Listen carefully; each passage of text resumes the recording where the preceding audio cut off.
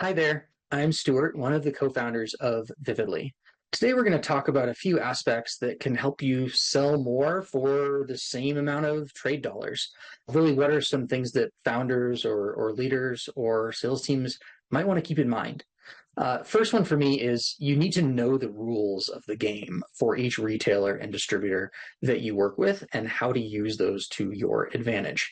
So, for example, let's say you want to run a promotion in Whole Foods.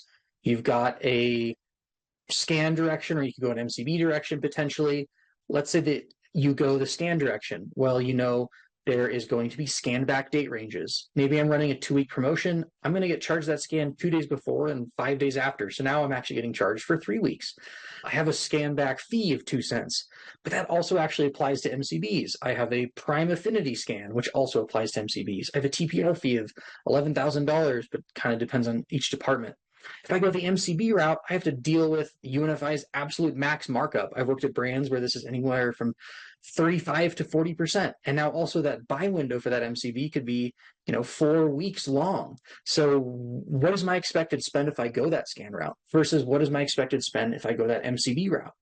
You think of Albertsons Intermountain might only pass through 80 cents of every dollar, but Albertsons SoCal might be penny for penny. Maybe I want to spend more in the region that's penny for penny, and I'll get better results for Albertsons Safeway Total Corporate.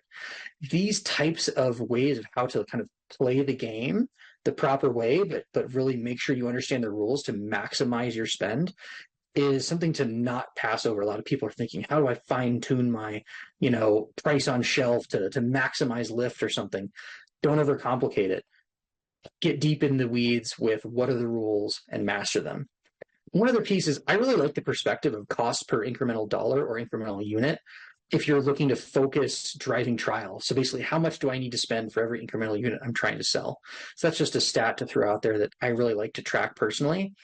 Another one is it's not always about lift. I always hear people talk so much about lift. Of course, if I go around a BOGO, it's going to have a giant lift versus a 10% discount. So there's obviously more to it. More lift typically means more discount, which means a deeper amount of spend. So probably a higher cost per unit and more that you're going to owe.